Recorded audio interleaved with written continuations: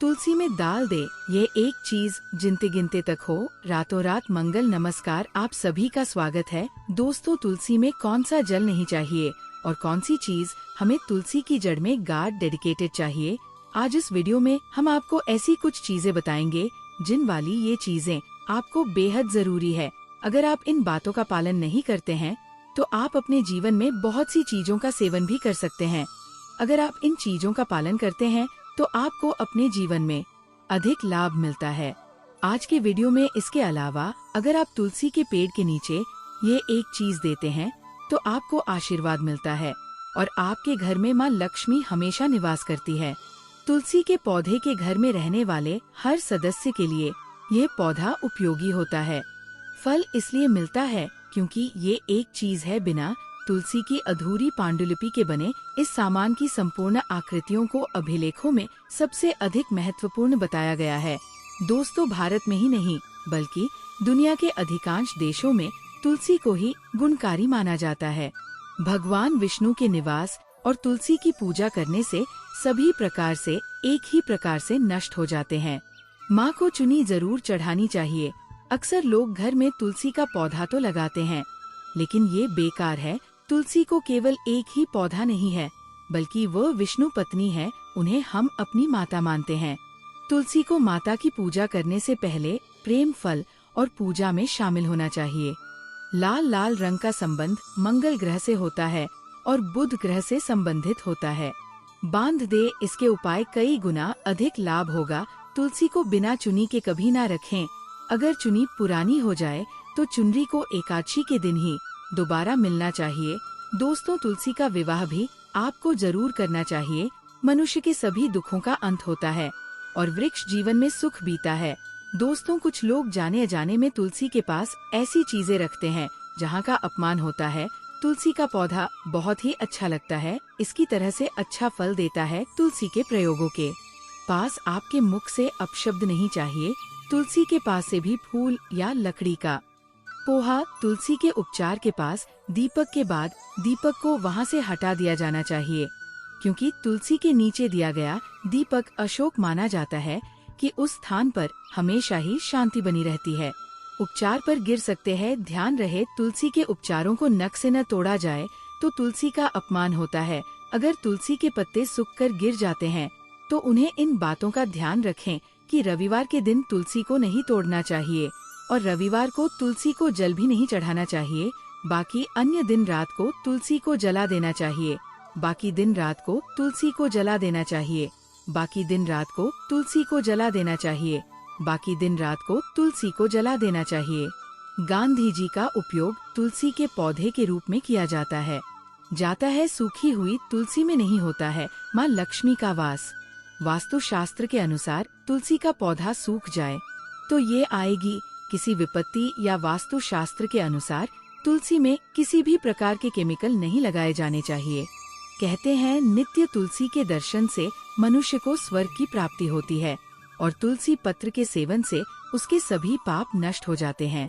कांटेदार उपाय नहीं रखना चाहिए।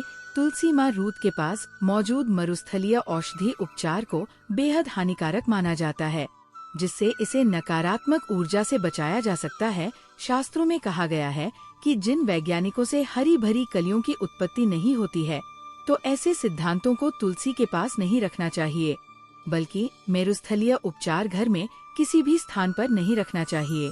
महत्वपूर्ण बताया गया है कि अगर आप तुलसी के पास केले का पेड़ लगाते हैं तो आपको कई गुना अधिक लाभ मिलता है। केले के पेड़ में भगवान विष्णु का वास होता है। पत्थर ऐसा होता है जो नष्ट हो जाता है और मूल्यवान माना जाता है कि यदि आप तुलसी के गमले में गिल्ट हैं तो आपके घर से पूरी नकारात्मक ऊर्जा नष्ट हो जाएगी। संकेत है कि शालिग्राम में मात्रा में सुवर्ण भी है। ये पत्थर उत्तर की गंडकी नदी में पाया जाता है, इसलिए यदि आप शालिग्राम तुलसी के उपाय अपने अनुसार रखते हैं तो भगवान विष्णु के आशीर्वाद से आपको अपने घर में कभी धन धान्य की कमी नहीं रहेगी। विष्णु पुराण के अनुसार कोई समस्या नहीं है। घर पर फल प्राप्त नहीं होता। शालिग्राम की पूजा में केवल एक ही कहा गया है कि भगवान विष्णु की मूर्ति में कई गुण होते हैं। शालिग्राम की पूजा करने के लिए प्रतिदिन शालिग्राम को पंचामृत से स्नान कराना चाहिए। तो दोस्तों, इस प्रकार से आप भी तुलसी के गमले में ये जरूरी चीजें और सच्ची श्रद्धा से लेकर तुलसी के उपाय जरूर करें। माँ लक्ष्मी आपके जीवन में खुशियाँ और धन लेकर आती है। दोस्तों, वीडियो पसंद आए तो लाइक करें, दोस्तों के साथ जरूर शेयर करें और चैनल को सब्सक्राइब करना ना भूलें। अगले वीडियो में दोस्तों चैनल को सब्सक्राइब कर शेयर करना ना भूलें। दोस्तों, चैनल को सब्सक्राइब करें, फॉलो करें। दोस्तों, अगले वीडियो में चैनल को सब्सक्राइब करें और बेल आइकन पर क्लिक करें ताकि आने वाली हर एक वीडियो का नोटिफिकेशन आपको मिले। के लिए धन्यवाद दोस्तों। हमारे प्राचीन काल से ही घर में तुलसी पूजा की परंपरा बनी हुई है। श्री हरि विष्णु का पौधा होता है और वैज्ञानिक रूप से भी तुलसी पूजन का विशेष महत्व है। तरह तरह की पाठ्य पुस्तकें पुस्तकालयों से हैं। सभी प्रकार की समस्याओं से मुक्ति का बहुत ही सरल उपाय है। जब भी हम तुलसी की पूजा करते हैं तो श्री हरि विष्णु की कृपा हमें अपना ही बताएं। श्री हरि विष्णु को बहुत प्रिय है और जब भी हम कोई भी मन तुलसी कहते हैं तो वह हमारी पूरी तरह से हो जाती है। बहुत प्रिय है। हरि वल्लभा की पूजा से सभी प्रकार के दोषों से मुक्ति मिलती है, साथ ही अखंड सौभाग्य की प्राप्ति होती है। भक्तों से पहले अगर आप भी चाहते हैं कि माता लक्ष्मी का आशीर्वाद आपके ऊपर बना रहे तो इस वीडियो को एक लाइक करें, अपने चैनल पर अद्भुत वास्तु ज्ञान को फॉलो करें और कमेंट बॉक्स में कमेंट करें। जय लक्ष्मी माता की कृपा से जीवन में सुख और समृद्धि की प्राप्ति होती है। संत की प्राप्ति में किसी तरह की बाधा आ रही हो तो माँ तुलसी की पूजा का एक बहुत ही सरल और प्रभावशाली उपाय कहा जाता है। तुलसी की पूजा करने से पहले घर में तुलसी की पूजा करने से पहले कौन सी सावधानियाँ रखनी चाहिए? पूजा से मानसिक शांति मिलती है, घर में सकारात्मक ऊर्जा बनी रहती है और देवी देवताओं की कृपा भी प्राप्त होती है। तो सबसे पहले आपको सुबह जल्दी पूजा करने की सलाह दी जाती है, जहां तुलसी का पौधा रखा जाता है। जैसे कि तुलसी माता को जल में थोड़ा सा गंगा जल और रोली का प्रयोग करना चाहिए या धूप भी। अब बात तुलसी का भोग लगाने से क्या होता है? अगर तुलसी का पौधा जाए तो गंगा जल में विसर्जित कर देना चाहिए या किसी भी तरह से इसे उत्तर या पूर्व दिशा में ले जाना चाहिए। तुलसी और भगवान शिव के विशेष धार्मिक नियम हैं। तुलसी की पूजा प्रतिदिन कम से कम 3 या 7 बार करें, लेकिन ध्यान रखें कि तुलसी की पूजा करें और रविवार को तुलसी पूजा न करें। उस दिन केवल मन ही मन प्रार्थना करें। तो दोस्तों, ये थी तुलसी माता की पूजा से जुड़ी पूरी जानकारी। अगर आप इन मूर्तियों का पालन करते हैं तो सुनिश्चित करें कि आपके जीवन में सुख, शांति और समृद्धि बनी रहे। एक जल का लोटा होना चाहिए जो पूरी तरह से शुद्ध होना चाहिए। हल्दी होना चाहिए, रोली होना चाहिए, घी शुद्ध होना चाहिए, दीपक होना चाहिए, अगरबत्ती, धूप पुष्प, नैवेद्य, ये सभी सामग्री लेकर जाएं, जहां आप एक आसन लगाते हैं और उसके बाद आप माँ तुलसी को जलाना चाहते हैं। तुलसी की पूजा होती है, लेकिन अगर आपके पास इतनी भी जगह नहीं है कि आप तुलसी के चारों ओर घूमें, तो आप तुलसी में जल चढ़ाने के बाद तुलसी की जड़ में 3 बार जल दे। दीपक जलाते आइए जानते हैं तुलसी के इस्तेमाल से हमेशा बनी रहती है। तुलसी के इस्तेमाल से क्या होता है? खास फायदा माँ लक्ष्मी की कृपा है कि जिस घर में तुलसी के तेल का दीपक बनाया जाता है उस समय उस घर में धन का अभाव नहीं होता है। यदि आप दीपक जलाते हैं तो ये जो चावल के दाने होते हैं वे अक्षत होते हैं। उनके हम जो धार्मिक कार्य में प्रयोग करते हैं। हमारे घर और माँ लक्ष्मी की कृपा है तो कभी भी खाली दीपक ना करें। यदि आप दीपक जलाते हैं तो ये जो चावल के दाने होते हैं वे अक्षत होते हैं। इसलिए आप एक बात विशेष रूप से ध्यान रखें, यदि आप प्रतिदिन मिट्टी का दीपक जलाते हैं तो ये एक विशेष रूप से ध्यान देने योग्य बात है। प्रशंसा कर रहे हैं तो हर रोज आपको मिट्टी का दीपक एक बार के बाद दूसरे बार इस्तेमाल नहीं करना चाहिए। तो इससे अच्छा ये है कि आप एक प्लास्टिक का या स्टील का जो भी संभव हो आप दीपक का दीपक रख सकते हैं, जिससे आप रोज साफ कर लें, अच्छे से धो लें और कभी उसके बाद ही ऐसा करें। किसी भी तरह की मिठाई का भोग आप लगा सकते हैं। तुलसी का भोग लगाते हैं तो तुलसी के जड़ में ना रखते हैं, कोई पात्र रखते हैं, वह पात्र में ही आपको तुलसी का भोग लगाना होता है। ये बिल्कुल सत्य नहीं है, लेकिन अगर भगवान शालिग्राम को भोग लगाना है तो हम निश्चित तिथियों में तुलसी के पत्ते तोड़ सकते हैं।